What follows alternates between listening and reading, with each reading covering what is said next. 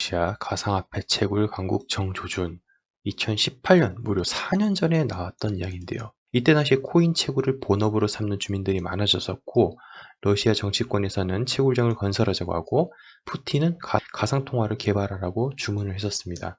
그래서 이때 어떠한 사건이 있었냐면 러시아의 한 재벌이 가상화폐 채굴을 위해서 발전소를 통째로 매입해서 그때 당시 화제가 됐었고 가상화폐 채굴에는 수백 대의 고성능 컴퓨터를 동원해야 되기 때문에 막대한 전기료가 필요한데 그래서 발전소를 매입을 했었고 발전소 매입 가격과 구체적 종류는 알려지지 않았었는데요. 이르쿠츠크라고 시베리아 쪽인데 러시아가 이렇게 있으면 요 가운데 내륙 지방을 얘기하는 겁니다. 굉장히 추운 곳인데 그쪽으로 이제 시골로 귀농하는 사람들이 속출을 했다고 하죠. 그래서 2014년부터 이어지고 있는 이 서방의 러시아에 대한 경제 제재로 인해서 러시아 국민들의 삶이 팍팍한 상황에 가상화폐가 유망한 수익원으로 주목을 받았었을 때이죠.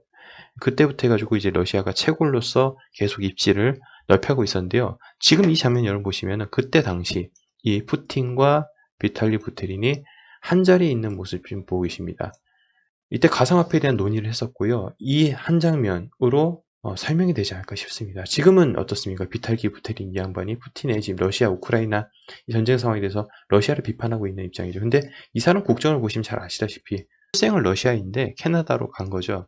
이 러시아 비트코인 채굴에서의 어떤 입지를 현재 가지고 있는지 2019년 당시엔 중국이 엄청난 채굴 포션을 차지했었지만 대다수를 차지했지만 지금 이제 공식적으로 제로가 됐고 물론 이제 일부 조금 뭐 돌린다고 하는데 이제 제로입니다.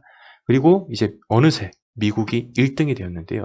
미국이 1등, 카자흐스탄 2등, 중국 주변이잖아요. 그리고 아더는 딴 거 다 합쳐놓은 거니까 이건 빼놓고요. 러시아가 이제 3등이 됐습니다. 원래 러시아가 여기 5.9% 2019년 당시 이거밖에 안 됐는데 2년 사이에 전 세계 비트코인 채굴 3등을 달리고 있습니다. 다시 한번 볼까요? 2019년 당시는 5.9%에서 2021년 해시레이트 기준으로요. 11.2%로 해가지고 1등, 2등, 3등을 하고 있습니다. 이런 가운데 이제 블리마르 푸틴 러시아 대통령 지난 2일 정부 주도로 가상화폐를 개발하라고 주문했다. 서방의 대러시아 제재를 피하기 위한 목적이다. 아까 이제 비탈리 부테린하고 있었던 그때예요.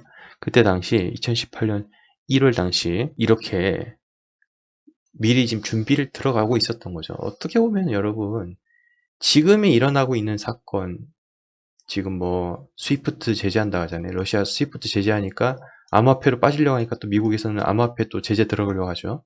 이렇게 지금 돈줄이를 이렇게 지금 이동해서 또 다른 곳으로 지금 돈줄이 이동하려고 하는데 그걸 오늘 좀 말씀드리고자 합니다. 근데 이런 지금 일련의 과정들이 4년 전 기사입니다. 이 4년 전 기사를 봤었을 때 어떻습니까? 이미 이것은 어쩌면 계획된 미래다라고 우리가 좀 느껴지는 것이죠. 자, 최근에 어떻습니까? 러시아.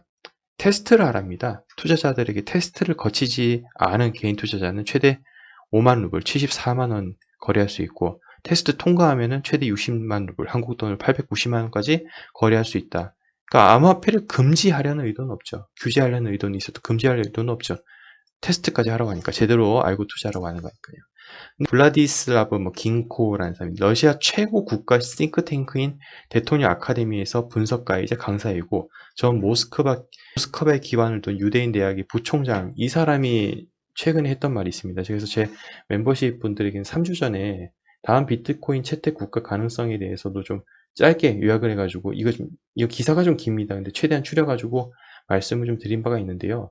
이때 당시만 하더라도 어떻습니까? 3주 전만 하더라도 전쟁이라는 시그널이 그렇게 크진 않습니다. 거의 일어날 것 같진 않아 보였는데 이런 지금 소식이 나오고 나서 전쟁이 일어나고 암호화폐에 대해서 지금 거론되고 있다 보니 흘러가는 것을 보면 참 신기합니다. 이 세 줄 요약을 보시면 러시아가 비트코인을 러시아 보유고에 편입시킬 가능성, 이 앞에 있는 사람이 얘기하는 겁니다. 빠르면 2월 채택 가능하고 2월 채택한다 하더라도 우리 대중들에게 알려지는 것은 약 6개월 뒤에 알려질 것이다. 그리고 만약 러시아가 구매를 한다면 현재 비트코인 가치 환산으로 전 세계 비트코인의 6분의 1을 구매해야 된다. 러시아가 근데 직접 구매를 못하기 때문에 가운데 브로커가 껴가지고 구매를 할 것이다. 그래서 그래서 거래소의 한 담당자가 이런 가능성에 대해서도 얘기를 한 것에 대해 자료를 공유한 바가 있는데요. 지금 이것은 6개월 뒤면 증명이 되는 것이기 때문에 제가 이걸 상세하게 다루진 않고요. 이렇게 얘기한 적이 있다 정도로 아시면 될 것 같고요. 현재 보시면 SDR, 달러와 유로를 합쳐놓으면요. 70%가 넘고요. 이 위안화까지 합쳐놓으면 80%가 넘습니다. 이 위안화 원래는 없었는데 끼어 들어갔죠. 스위프트로 가볼게요. 1월 국제결제 통화 비중은 달러화가 40%, 유로화가 36.56%. 요거 두 개 합쳐놓으면 75%가 넘네요. 4분의 3이 넘네요. 자, 그 게다가 이제 영국, 엔화까지 해놓으면은 대부분인데, 위안화, 사실 이렇게 보면 스위프트의 이제 거래량으로 봤을 때는, 통화 비중이 그런 거래량을 봤을 때는 위안화가 더 적네요. 한국 원화 위에 말레이시아 링깃, 남아프리카 공화국 랜드, 그리고 멕시코 페소, 이것도 점점점 뒤에 20위 밖에 한국 원화가 있습니다.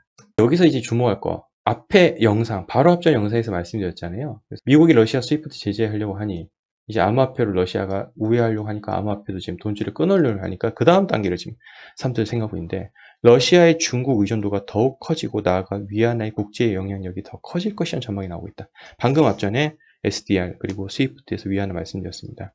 러시아의 은행 300여 곳이 스위프트에 가입해 있으며 러시아 전체 국제 금융거래의 80%를 스위프트에 의존하고 있는데, 이 스위프트를 딱 끊어버린다면은 문제가 발생하겠죠. 그래서 러시아가 스위프트에서 퇴출되면 최대 수출품인 원유가스 대금을 받지 못하게 된다는 점에서 가장 강력한 경제 제재 수단 중 하나로 지금 거론되고 있고, 작년 러시아의 정부 수입에서 원유, 가스 수출이 35.8%를 차지하고 있답니다.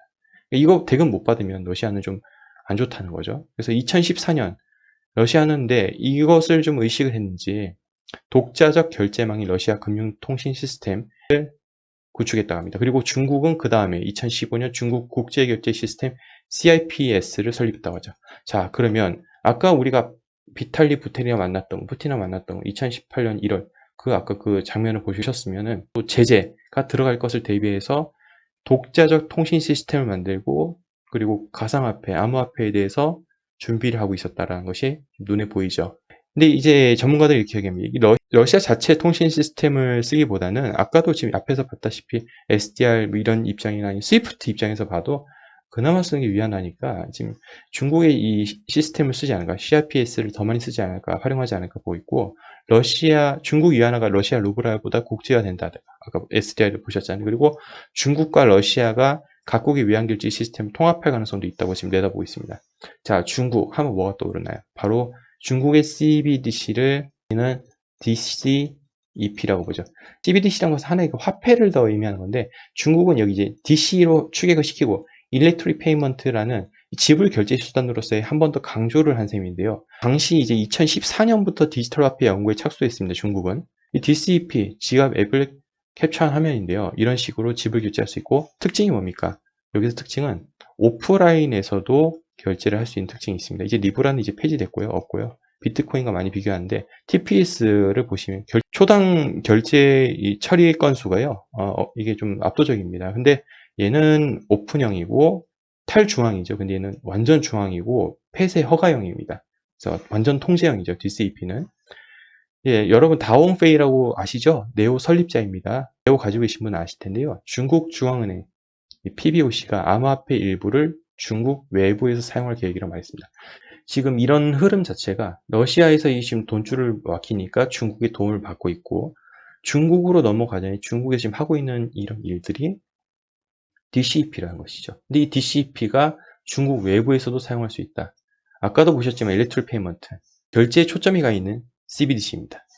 그래서 이걸 여기에다가 좀 하나 더 곁들여서 말씀드리자면, 중국에서 DCEP 다음으로 집중하고 있는 블록체인이 바로 BSN입니다. 블록체인 베이스 서비스 네트워크죠. 그래서 이 BSN을 많이 지금 국가 단위로, 중국 국가 단위로 해가지고 지금 공을 들이고 있는데요. 이 BSN은 2020년 4월에 운영을 개시했고, 많은 중국의 네노라는 기업들이 참여를 하고 있고, 2019년 10월 시진핑 국가주석이 블록체인이 핵심 기술이라고 발표하면서 중국 코인들이 엄청난 주목을 받았습니다. 그리고 2020년 7월 당시 이 네트워크가 BSN 차이나와 BSN 인터내셔널입니다. 이거 두 개로 분리됐습니다. 이거 두 개로 분리시켜가지고, 이거는 폐쇄형, 중국 내부는 폐쇄형, 요거는 오픈형으로 해가지고 분리시켜서 지금 운영하고 있죠. 그래서 우리가 접근할 수 있는 것은 바로 BSN 글로벌입니다. 얘는 글로벌 홈페이지고요. 이미 잘 아실 거니까요. 제가 이전에 영상에서도 만든 바가 있죠. 그래서 이 BSN 파트너스를 보시면 나눠놨더라고요. 근데 우리가 직접적으로 투자에 발을 들여놓을 수 있는 것들은 여기죠. 실제 거래소에 거래되고 있는 코인들이 해당되는 거예요. 그래서 이더리움, 이오스, 테조스, 네오, 널보스, 아이리스넷, 알고린드, 솔라나, 시어링, 이건 잘 모르겠어요. 그리고 오아시스, 폴카다, 캐스퍼, 핀도라, 니어, 그리고 여기 보시면 클레이튼까지.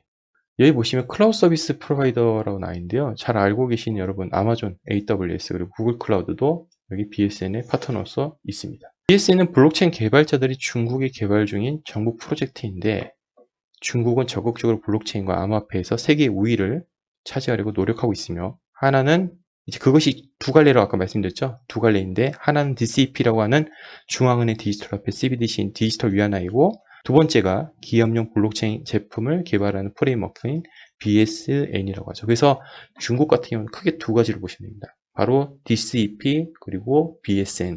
이 DCP도 전 세계로 뻗어나가려고 하는 것이 있고, 이 BSN도 전 세계에 뻗어나가서 네트워크를 구축하고자 하는 것이 있죠. 그래서 보시면 아시아, 유럽, 터키, 북아프리카에 있는 정부들도 관심을 표했고요. 그래서 BSN 보시면 중국 밖의 개발자들에게 제공하는 서비스와 중국 내 사용자를 위한 서비스 두 개로 나뉜다고 아까 말씀드렸죠. 글로벌 서비스는 홍콩, 캘리포니아, 파리에 있는 아마존 웹 서비스 데이터를 통해 운영되고, 아까도 보셨다시피 여기 보시면 아마존 AWS 클라우드 그리고 구글 클라우드도 뭐 인용이 되겠네요. 그리고 국내용 서비스, 그러니까 중국 내부의 서비스는 중국 내에 있는 데이터 센터를 통해서 운영된다고 합니다. 중국 내 데이터 센터 예전에도 보여드렸는데 되게 크죠. 그런 게 있고, 그리고 이 BSN을 과연 사용하는 이유가 무엇일까? 결국은 비용 때문이다. 또한 BSN 서비스를 사용해도 퍼블릭 블록체인이 제공하는 기술을 이용할 수 있고, BSN은 여기서 중요합니다. 포크된 허가형 비전이라는 점이 다르다. 이 중국은 결국은 통제를 해야 됩니다. 통제. 그래서 이건 완전히 오픈형이 아니라 공개 허가형 서비스라고 보시면 되겠고요. 그래서 BSN에 맞춰서 포크된 블록체인들은 이 규제 당국의 심기를 건드린 내용이 담긴 스마트 개혁을 검열하거나 전체 블록체인을 삭제할 수 있도록 해준다고 합니다. 여러분 지금 흐름 좀 살펴보셨죠? 러시아에서 최근에 전쟁이 일어나니 서방 국가에서는 이 스위프트를 통해서 제재를 가하려고 했었고, 스위프트 막아서 러시아가 암호화폐로 우회하려 하니 암호화폐를 지금 막아놓고자 하고 있지만, 러시아 같은 경우는 비트코인 채굴 세계 3위 국가이고 러시아 자체적으로 지금 금지하려는 모습은 보이지가 않는다. 그래서 이쪽으로 약간은 우회해서 갈 것 같고, 또한 중국에 깔아놓은 그 체인, 중국의 도움을 받아서 가지 않을까. 이 중국에서 지금 하고 있는 일들, 이런 일들에서 관련 있는 코인들 좀 봤고요. 이런 움직임, 지금 몇 년에 걸쳐서 이렇게 한번 흘러오는 것 같습니다. 지금 당장 알 수 없지만 몇 년 뒤에는 어떤 일이 벌어질지 기대가 되는 바입니다. 자, 그럼 오늘 영상 여기까지 하도록 하겠고요. 영상 좋으셨다면 좋아요 부탁드리고, 아직 구독 안 하신 분들 구독 부탁드리면서 전 다음 시간에 뵙도록 하겠습니다. 시청해주셔서 감사합니다.